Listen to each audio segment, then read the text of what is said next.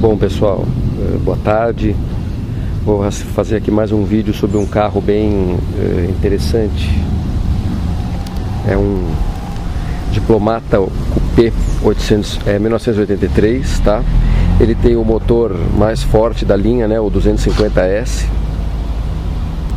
Vou falar um pouco dele.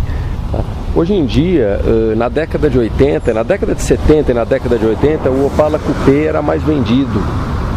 Ele vendia mais do que o sedã. Os compradores achavam... Naquela época, em geral, os coupés eram carros mais bem vistos, mais elegantes. Então você tinha o Opala Coupé, o Dart Coupé também, ele era mais vendido do que o sedã. O Corcel 1 Coupé, o Corcel 2 nem foi lançado na versão sedã. Depois ele foi lançado como Del Rey, mas ele foi lançado na versão Coupé, tá? O Coupé, ele tinha mais prestígio, né? Exatamente o contrário do que acontece hoje, que é um carro de nicho. Hoje nós não temos mais Coupé fabricado no Brasil, então eu falei alguns, tá? Então, no caso do Opala Coupé, é um dos coupés mais bonitos. Ele tem uma linha, né, da caída da capota, muito interessante. Tá. Hoje em dia, os Diplomatas Coupé são muito raros. O último ano que ele foi feito, né, foi 88. É muito difícil de ver, tá? A série anterior, de 85 a 87, é difícil também. E essa aqui, que é a série de 80 a 84, foi o primeiro Opala com essa frente quadrada, né? Ele também, nessa época o Coupé ainda era a maioria das vendas, mas... é um carro que com o passar do tempo desapareceu, tá? Então eu vou falar um pouco desse carro. O Opala é um carro que dispensa apresentações, né? Então esse aqui é um Diplomata Coupé 1982, modelo 1983, tá? Com motor 6 cilindros, 250S, que era a opção mais quente, câmbio automático, tá? Ele tem o câmbio automático de 3 marchas, o THM 180, é um câmbio feito na Austrália. A divisão de transmissão automática da GM fabricava diversas caixas de câmbio, e para a fabricação na Austrália ficou, né?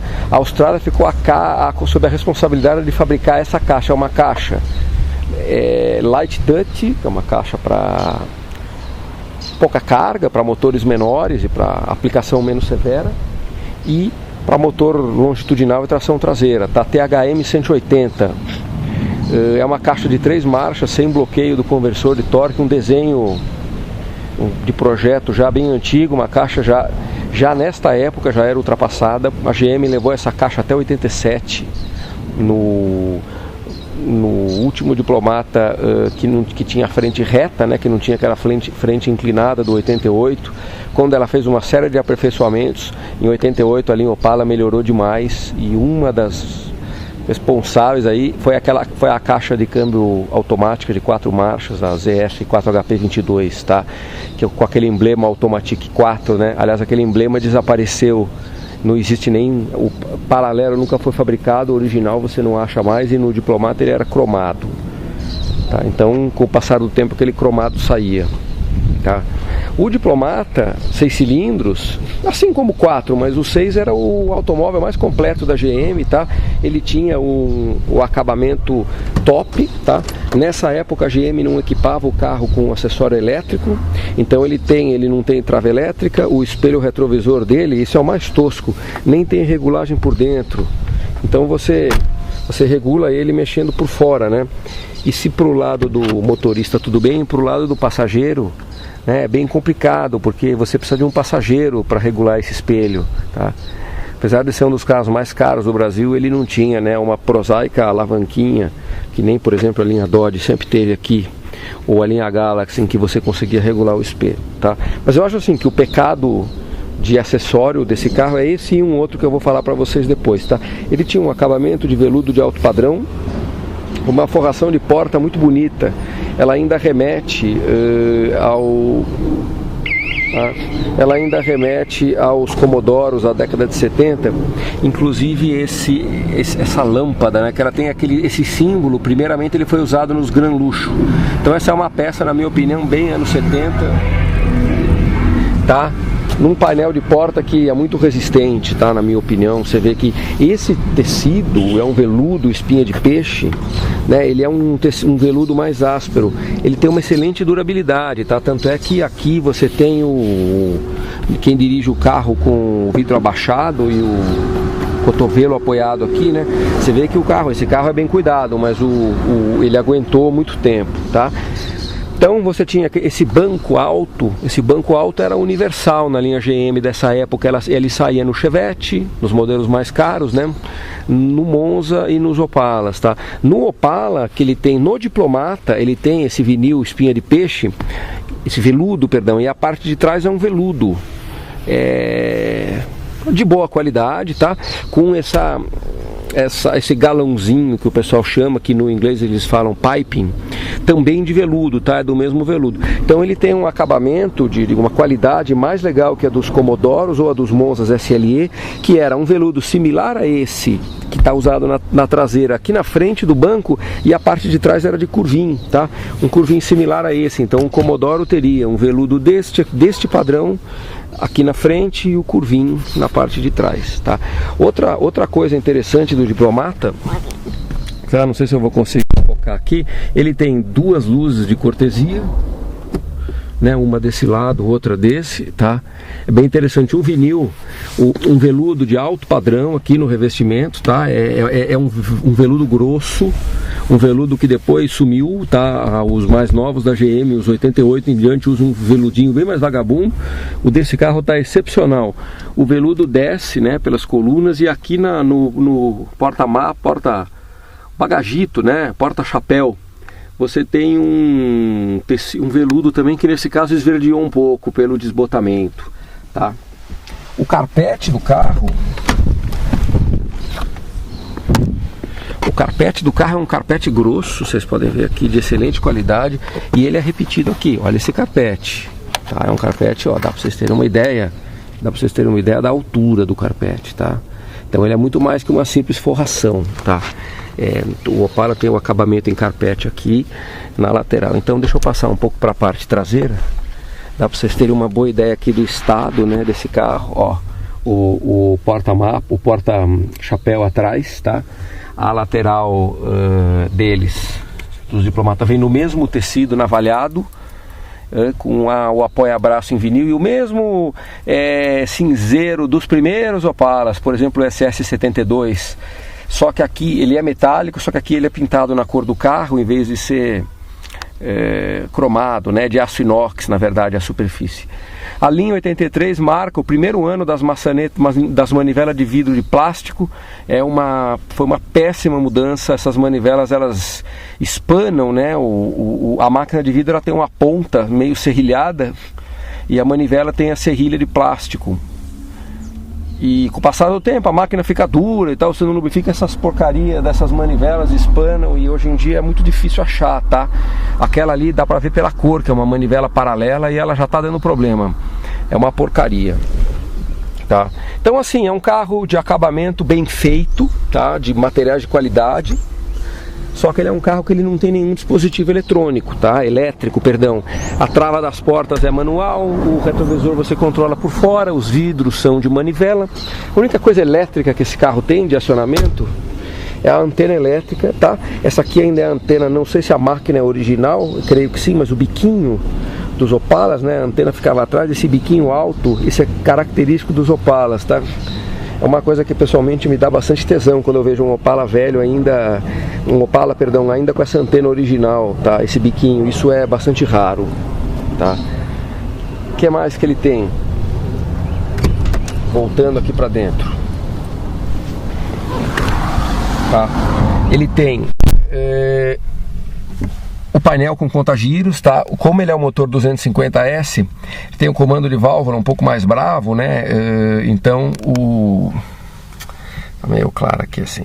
O conta-giros, a faixa vermelha do motor 250S é a 5.500 giros, é 1.000 giros a mais que o motor 4C normal.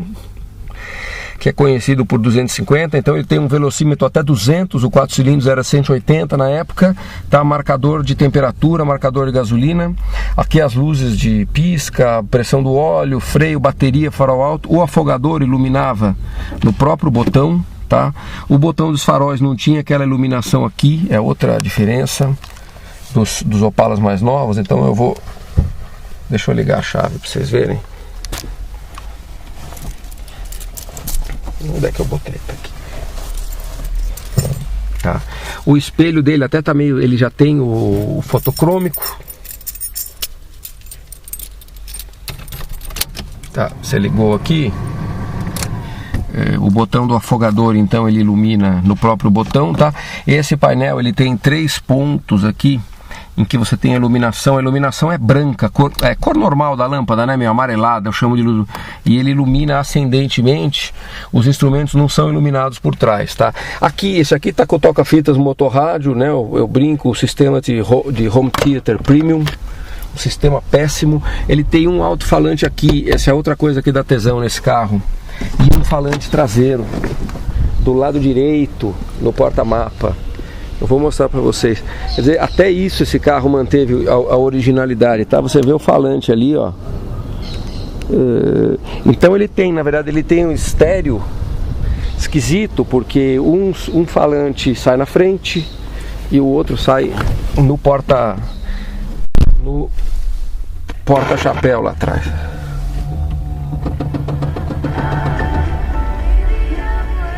Ó, vai lá para trás. Eu vou passar para frente.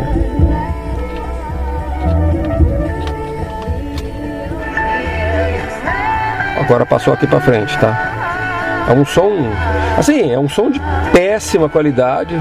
Só que ele é super engraçadinho. Ele acende branco, né? Ele tem um toca-fitas que não é auto-reverse, e ele aparece, ele tem o logo da GM, é interessante, tá? Esse carro, a linha 83, foi a única a sair com esses 3 reloginhos, tá? Aqui são os comandos do ar-condicionado, essa alavanca muito bonita, né, de câmbio da seletora, a seletora, né, do automático de 3 marchas, tá? Você tem 3 reloginhos até a linha 82, esse reloginho de horas na posição aí do meio, tá? Ele é difícil de ler, ó, eu tô na posição que eu tô, a câmera tá mostrando os meus olhos, ele sofre reflexo e você não enxerga a parte ali das 9 ao meio-dia, tá? Até a linha 82, o reloginho era esse. Na linha 83, ele ganhou um econômetro, tá? Para você dirigir com economia, como se isso fosse possível num Opala 6 cilindros, 250S, brincadeira, tá? E o vacuômetro, voltímetro, perdão. O voltímetro, ele mede a voltagem da bateria, tá? É interessante o reloginho, o econômetro, ele é um instrumento bem intuitivo, você acelera, o ponteirinho dele mexe, de maneira a dar um visual, assim, eu adoro o reloginho no console, eles acendem branco igual o painel, né? Nesse tom aqui do rádio. E em 82, então, só havia o relógio. Em 83 a GM colocou esses 2 outros, o vacômetro e o voltímetro. Em 84 ela tirou o relógio, porque ela passou a equipar o carro com o Rio de Janeiro, com o aparelho de som. O Rio de Janeiro ele tinha relógio de horas, então o 84 não tem mais o relógio. Então o 83, na minha opinião, é o mais legal. Ele tem os 3 reloginhos no console, tá? Aqui no lugar do relógio digital, você tem um local para acessórios, e nesse carro, o antigo proprietário colocou um farol de milha lá na frente, vocês devem ter visto na vista externa. Esse farol de milha então acende aqui, é um botão similar ao do desembaçador traseiro, tá? Mesmo tipo de botão, tá? Então ficou com uma cara de original. Aqui ainda caberia alguma outra tecla. E esse espaço, na verdade, você tem 2 coberturas individuais. Você simplesmente tira essa cobertura e bota outra tecla de acionamento. Os comandos do ar-condicionado originais do Diplomata. Aqui está a caixa do evaporador, que nesse carro, eu não sei se ela era, talvez houvesse o revestimento aqui, alguém descolou o carpete, tá? O comando normal da ventilação, que nos Opalas é separado, né? Essa aqui você tem o controle do ar quente, você joga o ar para o pé ou para o para-brisa, e no ar condicionado aqui nesse você joga o ar, vem de outra origem, ele vem lá da frente da caixa de ar, passa vem aqui da grelha na base do para-brisa, passa lá pelo evaporador, tem um motorzinho do ar-condicionado lá na frente, e ele joga nos difusores centrais só, tá? Ou no pé, perdão, esse é só nos difusores central, e você consegue controlar aqui se entra ar de fora ou se recircula. E aqui você tem o controle do termostato de liga e desliga do compressor. Carro muito bonito, monocromático, com um acabamento bem legal. O 83 ainda tem o botão do capô, é lá embaixo, antigo, tá? A alavanquinha ainda é antiga aqui, né? O controle essa chave multifuncional que é farol, limpador e seta.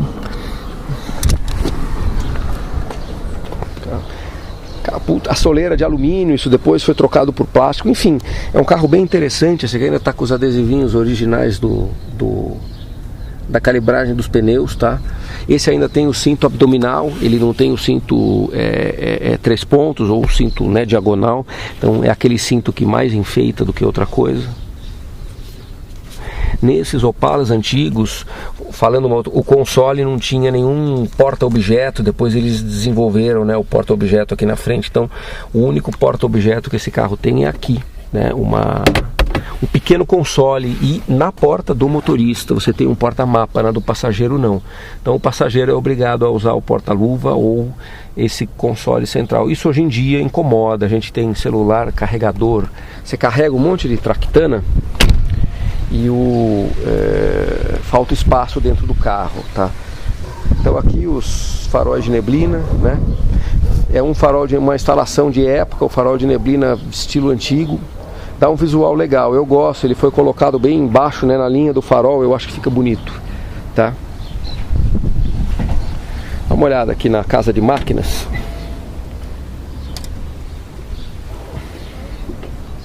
Não vou nem colocar a vareta, tá? Então, esse é o motor 250S, tá? Ele é vermelho, ele tem um comando de válvula um pouco mais bravo que os outros. O coletor aqui é de alumínio, o coletor de admissão.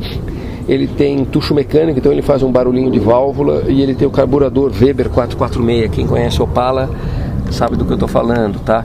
O Weber 446, antigo DFV, o mesmo carburador que vinha nos Dodge Dart, é um carburador muito ruim. Ele tem um problema de que quando o motor esquenta e você desliga o carro, o combustível ferve na cuba, então o carburador vaza, transborda e vaza. Ele tem um injetor de alta, que é um pistão com de um corinho com uma mola. Então esse corinho, embaixo na cuba você tem uma ou duas esferas que fazem uma válvula que permite que ele injete, mas não puxa de volta quando o pistão sobe. E isso, para dar problema com o álcool da gasolina, isso é péssimo.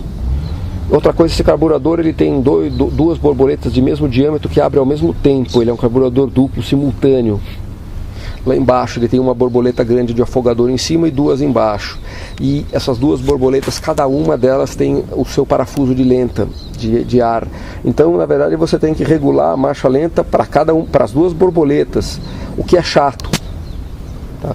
Só que até agora eu só falei defeito dele, mas como qualidade, ele tem, né, capacidade de vazão de ar é a maior de todos os carburadores que foram usados nos Opalas. Então ele permite o motor respirar melhor do que o carburador H34, que é aquele corpo duplo progressivo mecânico que se usou nos diplomatas a álcool.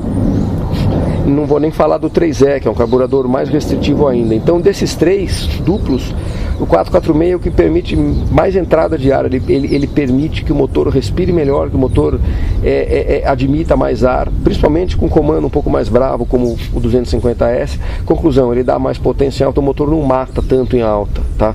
O 446 até hoje ele é o carburador preferido para quem quer melhorar um pouco o desempenho do Opala sem apelar para carburação importada, como os Weber 40 e por aí vai, tá?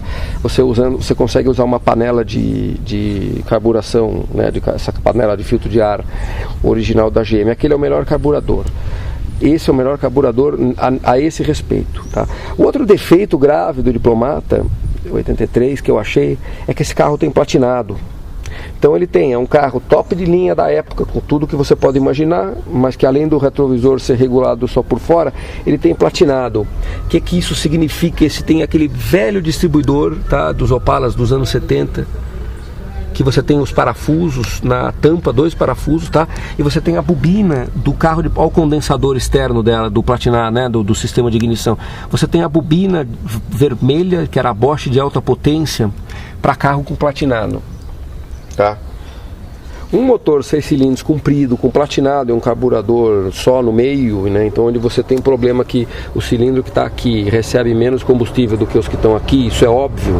Então você ou o motor roda rico nos cilindros do meio, ou ele roda pobre nos cilindros da ponta. Se você comparar com um sistema de adicionar um sistema de ignição ultrapassado com platinado, o resultado é que o carro tem problema de regulagem e o carro ele gasta mais do que deveria, tá? Eu gosto dos meus carros originais, esse carro vai ficar com platinado, mas assim, é um problema hoje em dia você ter o platinado, porque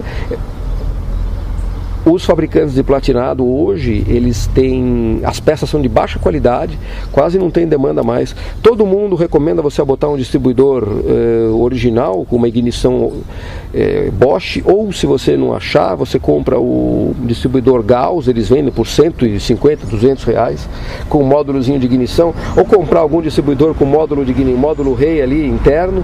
Moral da história, as peças de platinado e condensador são de péssima qualidade, tá? É um grande problema. Em 83 o Opala saí com platinado, o Opala Diplomatas 250S, um carro caríssimo, realmente é surreal. Se fosse um Fusca até dava para entender, tá? Esse carro tem um ar-condicionado original, ele é excelente, ele gela para burro, tá? Esse carro em especial, ele está com a suspensão toda feita, ele está com pneus altos, enfim, o carro está mecanicamente perfeito, tá? A história desse carro é a seguinte: dono de uma oficina, um conhecido meu, uma oficina famosa aqui em São Paulo, a Suspentécnica. O cara sabe que eu gosto de Opala e ele perguntou: olha, você se interessa por um 250S 83? Falei, puxa, me interessa. Só que na verdade as pessoas usam o termo 250S como qualquer diplomata 6 cilindros. E eu nunca tinha dirigido um 250S de verdade. E era automático e tal. Eu fui ver o carro, tá? Ele me disse que o carro tinha coisa para fazer, e tem, mas imagina que você imagina um Opala bem cansado e você encontra um carro assim. Puta, eu fiquei empolgadíssimo, o carro com a suspensão toda em ordem, etc. Aí eu acabei fechando o negócio. Ele tem alguns problemas, tá? O principal problema eu já vou mostrar pra você. Ele tem uma batidinha aqui, tá? A pintura dele não foi muito bem feita, dá pra aproveitar boa parte, mas ele tá um pouquinho tremido desse lado, nessa porta.